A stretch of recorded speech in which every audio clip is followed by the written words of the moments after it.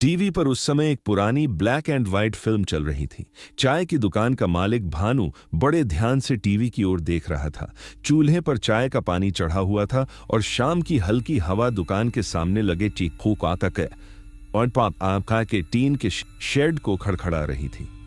शाम ढलने लगी थी। आमतौर पर इसी समय उसकी दुकान पर 2-4 ग्राहक आ जाते थे, लेकिन आज जाने क्यों पूरा इलाका कुछ ज्यादा ही शांत था। भानु की दुकान से थोड़ी दूरी पर नस्कर पाड़ा का एक बड़ा मैदान था। मैदान के बिल्कुल बीचों बीच एक विशाल छातिम का पेड़ खड़ा था। उस पेड़ को लेकर इलाके में कई तरह की कहानियां भी मशहूर थीं, लेकिन भानु इन सब बातों पर ज्यादा ध्यान नहीं देता था। वह टीवी में डूबा हुआ था कि अचानक झन्नाक एक भयानक धमाके जैसी आवाज हुई। टीवी तुरंत बंद हो गया। साथ ही पूरे इलाके की बिजली भी चली गई। चारों तरफ घना अंधेरा फैल गया। भानु झुंझलाकर बोला, ओह, फिर शुरू हो गया। कैसी जगह है यार। उसने जेब से माचिस निकाली और जल्दी से एक छोटा सा लैंप जला दिया। लैंप की हल्की पीली रोशनी में दुकान का माहौल अचानक रहस्यमय सा लगने लगा। तब उसके कानों में एक अजीब सी बर्तन है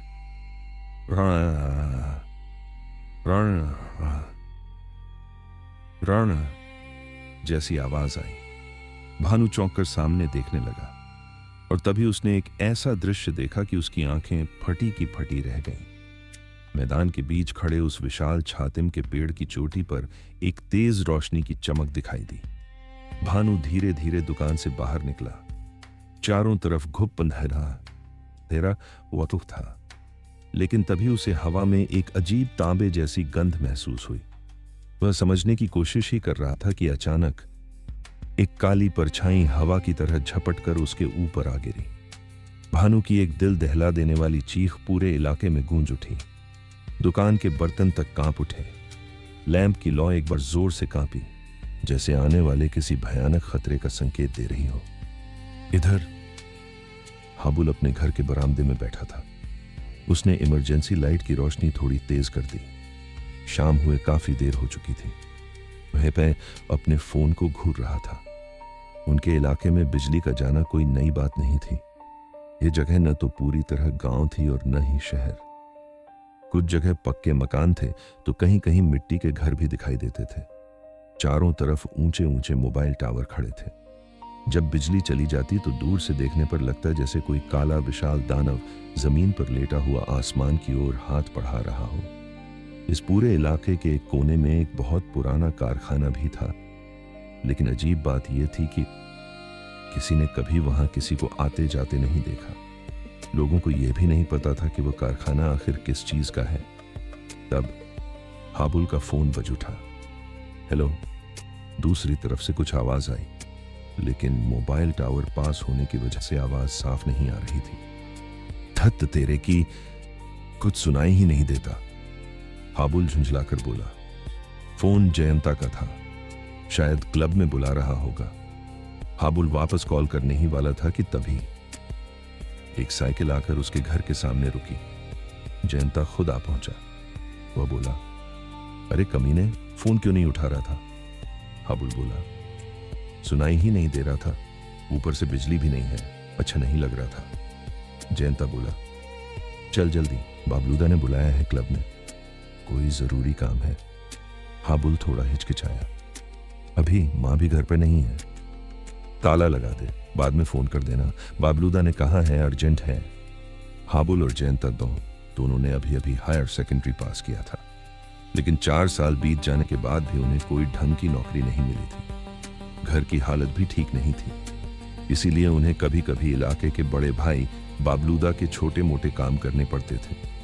हाबुल आखिरकार साइकिल के पीछे बैठ गया। जयंता ने साइकिल चलानी शुरू कर दी। बिजली न होने की वजह से पूरा इलाका अजीब तरह के अंधेरे में डूबा हुआ था। घर मकान सब भूतिया साए जैसे लग रहे थे। झाड़ियों को देखकर लगता जैसे कोई वहां खड़ा घात लगाए हो। हाबुल हाथ की टॉर्च से रास्ता दिखा रहा था। चलते चलते जयंता बोला, यार आज सड़क पर कोई दिख ही नहीं रहा, जब मैं आ रहा था तब भी ऐसा ही था। हाबुल बोला, मुझे भी अजीब लग रहा है, मैंने मां को कई बार फोन किया, उसने उठाया ही नहीं, और बिजली भी आज तक वापस नहीं आई। बात करते करते वे नस्कर पाड़ा में पहुंच गए। यहां मुहाने पर ही भानु काका की चाय की दुकान थी। जयंता ने साइकिल रोक दी। दुकान खुली थी, लैंप जल रहा था, लेकिन दुकान खाली थी। जयंता बोला, अरे भानु काका दुकान खुली छोड़कर कहां गए? हाबुल बोला, जरा देख तो। जयंता चिल्लाया, भानु काका, ओ भानु काका! लेकिन कोई जवाब नहीं आया। पूरे इलाके में बस झींगुरों की आवाज गूंज रही थी। ऐसा लग रहा था जैसे बिजली के साथ साथ सारे लोग भी गायब हो गए हों। तभी हाबुल बोला, जयंता उधर देख, कोई खड़ा है क्या? दोनों ने दूर देखा। बदखल एक आदमी जैसा कुछ खड़ा था। जयंता चिल्लाया, ओ दादा, सुन रहे हैं? लेकिन उस आदमी ने कोई जवाब नहीं दिया। जयंता बोला, छोड़, कोई पागल होगा, चल क्लब चलते हैं। और दोनों फिर साइकिल से आगे बढ़ गए। लेकिन उन्हें बिल्कुल अंदाजा नहीं था कि कुछ ही मिनटों में उनकी जिंदगी की सबसे भयानक रात शुरू होने वाली थी। जयंता और हाबुल साइकिल लेकर धीरे धीरे आगे बढ़ रहे थे। चारों तरफ ऐसा सन्नाटा था कि साइकिल के पैडल की कैंच कैंच आवाज भी बहुत तेज लग रही थी। हवा भी जैसे थम गई थी। हाबुल बार बार अपनी टॉर्च इधर उधर घुमा रहा था। उसे लग रहा था जैसे अंधेरे में कोई उन्हें देख रहा हो। जयंता अचानक बोला, हाबुल, आज कुछ ठीक नहीं लग रहा, पूरा इलाका जैसे खाली हो गया है। हाबुल ने भी सहमते हुए कहा, मुझे भी अजीब लग रहा है भाई, ऐसा पहले कभी नहीं हुआ। दोनों बात करते हुए आगे बढ़ ही रहे थे कि अचानक झटाक, जयंता ने जोर से ब्रेक लगा दिया। हाबुल लगभग उसके ऊपर गिर ही गया। अरे क्या हुआ? हाबुल झल्ला कर बोला। जयंता की आवाज कांप रही थी। सामने, सामने देख। हाबुल ने टॉर्च की रोशनी सामने डाली और अगले ही पल दोनों के शरीर में जैसे बिजली दौड़ गई। सड़क पर एक कटा हुआ हाथ पड़ा था। ताजा खून अभी भी इधर उधर फैला हुआ था और उस कटे हाथ के पास एक काली आकृति झुककर बैठी थी। ऐसा लग रहा था जैसे वह कुछ खा रही हो। दोनों साइकिल से उतर गए। हाबुल का हाथ कांप रहा था। टॉर्च की रोशनी थरथरा रही थी। जयंता ने डरते डरते कहा, कौन है वहां? कोई जवाब नहीं आया। फिर उसने थोड़ा हिम्मत करके कहा, भानु काका, क्या आप हैं? लेकिन उस काली आकृति ने कुछ नहीं कहा। वह धीरे धीरे खड़ी हो गई। जैसे ही वह खड़ी हुई, हड्डियों के चटकने की भयानक आवाज सुनाई दी। दोनों डर के मारे 2 कदम पीछे हट गए। फिर उस आकृति ने धीरे धीरे अपना सिर घुमाया। टॉर्च की रोशनी उसके चेहरे पर पड़ी और जो उन्होंने देखा वह किसी इंसान का चेहरा नहीं था। उसके चेहरे पर आंख, नाक या मुंह जैसी कोई साफ बनावट नहीं थी। उनकी जगह जलनी से जलती हुई लाल रोशनी चमक रही थी और उसके मुंह में कच्चे मांस का एक टुकड़ा दबा हुआ था। अगले ही पल उसने वह मांस जमीन पर गिरा दिया। थप! वह आवाज इतनी भयानक थी कि जयंता और हाबुल की समझ जैसे वापस आ गई। दोनों एक साथ चिल्लाए, भाग! और जान बचाकर उल्टी दिशा में दौड़ पड़े। जयंता तो अपनी साइकिल भी वहीं छोड़ आया। दोनों बिना पीछे देखे भागते रहे। उनकी सांसें तेज हो गई थीं। दिल इतनी जोर से धड़क रहा था कि जैसे सीने से बाहर निकल आएगा। कुछ दूर भागने के बाद वे नस्कर पाड़ा के उस बड़े मैदान के पास पहुंच गए। मैदान के बीच वही विशाल छातिम का पेड़ खड़ा था। दोनों वहीं रुक गए। जयंता हांफते हुए बोला, वो क्या था भाई? और वो कटा हुआ हाथ किसका था? हाबुल के हाथ कांप रहे थे। वह बोला, मुझे कुछ समझ नहीं आ रहा। आज शाम से सब कुछ अजीब हो रहा है। जयंता ने जेब से फोन निकाला। उसने स्क्रीन देखी। सिग्नल भी नहीं है। तब फिर वही आवाज सुनाई दी, रण रण रण। यह आवाज सीधे उनके सिर में घुसती हुई महसूस हो रही थी। दोनों ने एक साथ छातिम के पेड़ की तरफ देखा। पेड़ की चोटी पर फिर से तेज रोशनी की चमक दिखाई दी। उस चमक में उन्हें कुछ दिखाई दिया। पेड़ के नीचे 2 आदमी खड़े थे। जयंता बोला, हाबुल उधर देख, कोई लोग हैं। हाबुल बोला, चल देखते हैं क्या हो रहा है। गुस्से और डर के बीच हाबुल मैदान की तरफ दौड़ पड़ा। जयंता भी उसके पीछे पीछे दौड़ने लगा। कुछ ही देर में वे पेड़ के पास पहुंच गए। वहां एक गहरे नीले रंग की मारुति वैन खड़ी थी और पेड़ के नीचे दो आदमी थे। एक आदमी खड़ा था, दूसरा एक छोटे ड्रम से तेल या पेट्रोल पेड़ पर डाल रहा था। हाबुल और जयंता हैरान होकर उन्हें देखने लगे।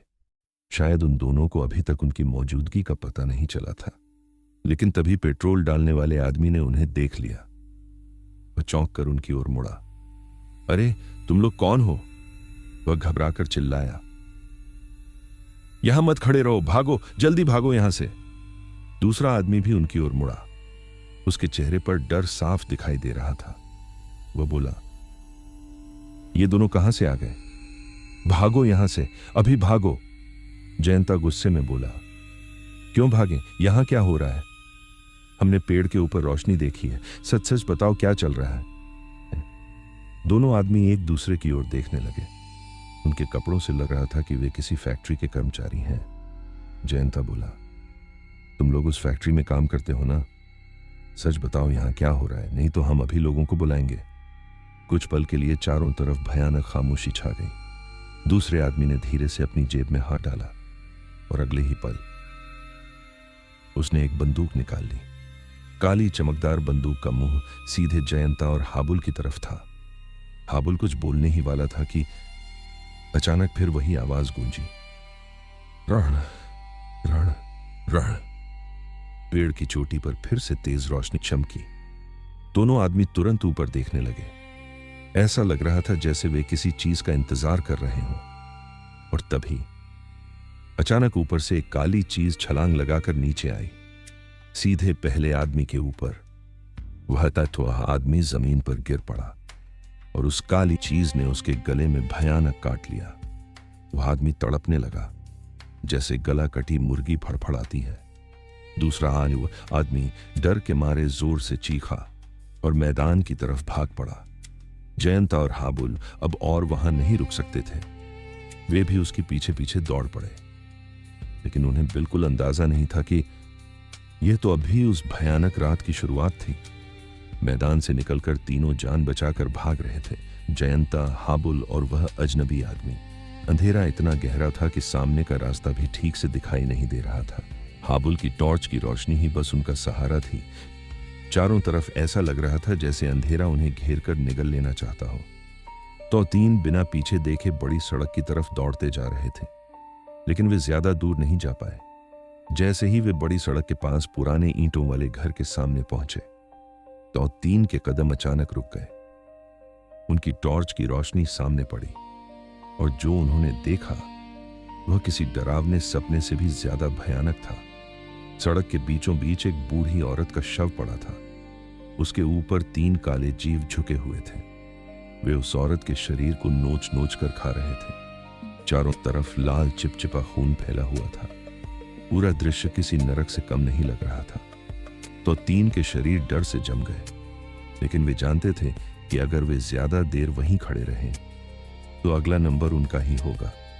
अजनबी आदमी धीरे धीरे पीछे हटने लगा, लेकिन तभी उसका पैर एक ढीली ईंट से टकरा गया। टक, हल्की सी आवाज हुई। बस वही आवाज काफी थी। तो तीन काले जीव एक साथ खड़े हो गए। उनकी हड्डियों के चटकने की आवाज सुनाई दी। अब जयंता और हाबुल ने उन्हें साफ देखा। उनके शरीर धूसर और काले रंग के थे, जैसे उनकी चमड़ी जगह जगह से सड़कर उतर रही हो। उनके चेहरे पर आंख और नाक की जगह लाल चमकती रोशनी थी, थक करती लाल रोशनी। ऐसा लग रहा था जैसे किसी नर्क के जीव सामने खड़े हों, सर पे हों। सबसे लंबा जीव धीरे धीरे उनकी तरफ बढ़ने लगा। उसके मुंह से वही भयानक आवाज निकल रही थी, रण रण रण। तो तीन के शरीर डर से कांप रहे थे। बस कुछ ही पल में वे भी उस बूढ़ी औरत की तरह इन जीवों का शिकार बन जाते। तभी अचानक धड़ाम, एक स्कूटर तेज रफ्तार से आया और सीधे उस लंबे काले जीव से टकरा गया। वह जीव हवा में उछलकर सड़क किनारे जा गिरा।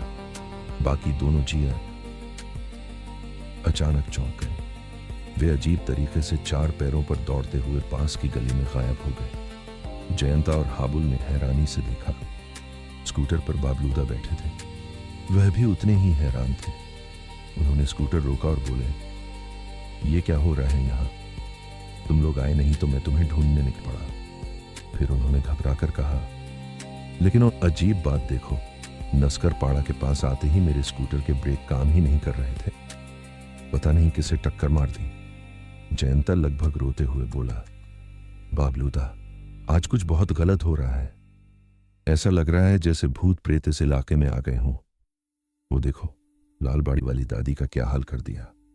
बाबलूदा ने जब बूढ़ी औरत का शव देखा तो वे भी एक पल के लिए सन्न रह गए। उन्होंने तुरंत मुंह पर हाथ रख लिया। अब उन्हें भी समझ आ गया था कि यहां कुछ बहुत खतरनाक हो रहा है। हाबुल ने फिर सारी बातें बतानी शुरू की।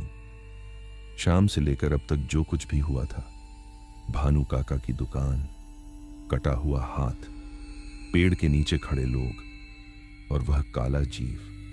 बाबलूदा ध्यान से सब सुनते रहे। बाबलूदा भले ही अब क्लब में समय बिताते हों, लेकिन एक समय वे साइंस के बहुत अच्छे छात्र थे। वे भूत प्रेत में ज्यादा विश्वास नहीं करते थे, लेकिन वे यह भी जानते थे कि इस दुनिया में कई ऐसी चीजें होती हैं जिन्हें हम समझ नहीं पाते। उन्होंने उस अजनबी आदमी की ओर देखा। सच सच बताओ, यहां क्या हो रहा है? बाबलूदा ने उसे जोर से झकझोरा। अजनबी आदमी डर से कांप रहा था। उसने चारों तरफ देखा, फिर धीमी आवाज में बोला, मैं सब बताऊंगा, लेकिन पहले हमें एक जरूरी काम करना होगा। वह कांपते हुए बोला, मैदान के बीच जो छातिम का पेड़ है उसे हमें जला देना होगा, अभी, तुरंत। अगर हमने देर की तो बहुत देर हो जाएगी। हाबुल गुस्से में बोला, हम तुम्हारी एक बात भी नहीं मानेंगे। मुझे लगता है ये सब तुम लोगों की ही वजह से हो रहा है। शाम से पूरे इलाके के लोग जैसे सो गए हैं, कोई बाहर भी नहीं दिख रहा। लेकिन तभी फिर वही भयानक आवाज गूंजी, रण रण रण। और उसी के साथ फिर एक तेज रोशनी चमकी। सड़क के उस पार अंधेरे में कई काली आकृतियां दिखाई देने लगीं। एक नहीं, दो नहीं, बहुत सारी। उनकी लाल चमकती आंखें अंधेरे में चमक रही थीं। अजनबी आदमी डरकर चिल्लाया, अब और समय नहीं है। अगर छातिम का पेड़ नहीं जलाया तो ये जीव पूरे इलाके में फैल जाएंगे। बाबलूदा ने एक पल सोचा, फिर उन्होंने फैसला किया। उन्होंने जयंता और हाबुल से कहा, तुम दोनों उस गली से भागकर मैदान पहुंचो, वह शॉर्टकट है। मैं इस आदमी को लेकर स्कूटर से वहां पहुंचता हूं। जल्दी जाओ और सावधान रहना। जयंता और हाबुल बिना कुछ बोले दौड़ पड़े।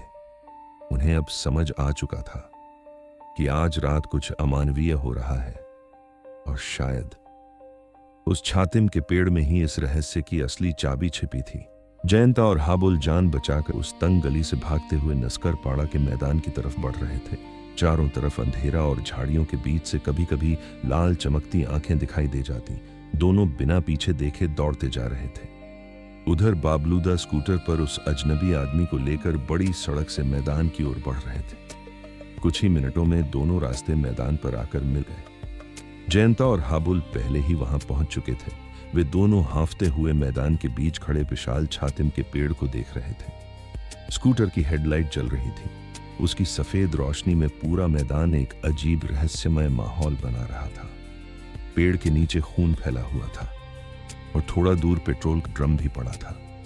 अजनबी आदमी हड़बड़ाकर बोला, जल्दी करो, हर घंटे इस पेड़ के ऊपर से वो रोशनी निकलती है और उसके साथ ही वे जीव यहां आई। अगर हमने पेड़ को अभी नहीं जलाया तो पूरा इलाका खत्म हो जाएगा। जयंता घबराकर बोला, लेकिन यह पेड़ इतना बड़ा है, इसे जलाएंगे कैसे? बाबलूदा तुरंत समझ गए। उन्होंने पेट्रोल के ड्रम की तरफ इशारा किया, यही काम आएगा। उन्होंने जल्दी से पेट्रोल उठाकर पेड़ के तने पर डाल दिया। उसी समय रण रण रण, वही डरावनी आवाज फिर गूंज उठी। पेड़ की चोटी पर फिर तेज रोशनी चमकी और अचानक एक काला जीव पेड़ के ऊपर से छलांग लगाकर उनके सामने आ गिरा। उसकी लाल आंखें अंधेरे में चमक रही थीं। हाबुल डर के मारे पीछे हट गया, लेकिन बाबलूदा ने हिम्मत नहीं खोई। उन्होंने तुरंत जेब से लाइटर निकाला और पूरी ताकत से उसे पेट्रोल भीगे पेड़ की तरफ फेंक दिया। अगले ही पल भड़ाक, आग की लपटें तेजी से पूरे पेड़ में फैल गईं। वह काला जीव भयानक चीखने लगा। आग इतनी तेजी से फैल रही थी जैसे पेड़ अंदर से खोखला हो। कुछ ही सेकंड में पूरा विशाल पेड़ आग की लपटों में घिर गया।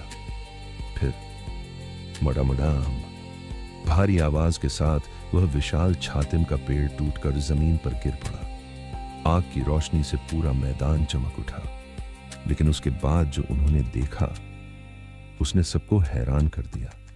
पेड़ के अंदर लकड़ी नहीं थी, उसके अंदर एक गोल चमकता हुआ यंत्र लगा हुआ था। उससे कई तार निकलकर जमीन के नीचे जा रहे थे। जयंता हैरानी से बोला, ये क्या है? अजनबी आदमी कुछ पल चुप रहा, फिर धीरे से बोला, यह पेड़ असली पेड़ नहीं था, यह एक सिग्नल टावर था। बाबलूदा की आंखें सिकुड़ गईं। उन्हें कुछ समझ में आने लगा था।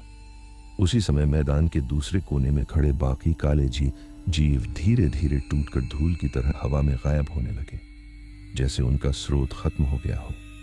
अजनबी आदमी ने कांपते हुए कहा, मैं और मेरा दोस्त नारू, हम उस फैक्ट्री में सफाई का काम करते हैं।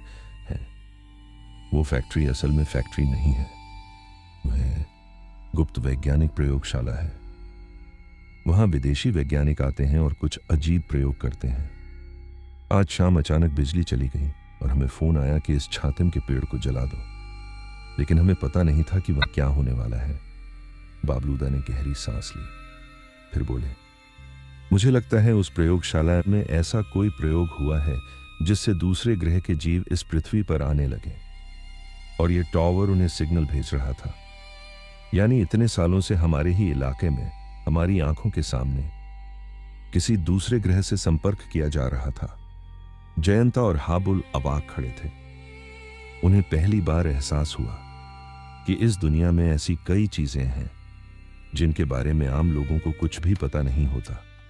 उसी समय ट्रिन हाबुल का फोन बज उठा। उसने स्क्रीन देखी, उसकी मां का फोन था। हाबुल ने फोन उठाया। हेलो मां। उधर से उसकी मां की आवाज आई, कहां है तू? पूरे इलाके में अभी अभी बिजली आ गई है।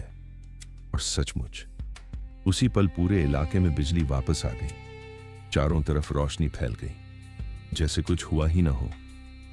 लेकिन मैदान में जला हुआ पेड़ अब भी धधक रहा था और उसके नीचे पड़ा वह अजीब यंत्र इस बात का सबूत था कि आज रात जो हुआ वह कोई सपना नहीं था।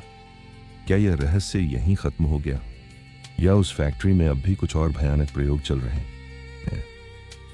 ये कोई नहीं जानता, लेकिन एक बात तय है, उस रात के बाद नस्कर पाड़ा के लोग कभी उस मैदान के पास जाने की हिम्मत नहीं कर पाए।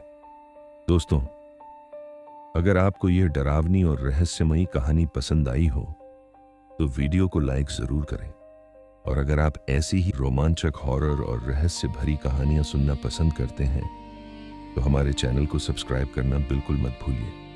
तो अभी सब्सक्राइब बटन दबाइए, वीडियो को अपने दोस्तों के साथ शेयर कीजिए और कमेंट में जरूर बताइए आप ये कहानी किस शहर से देख रहे हैं।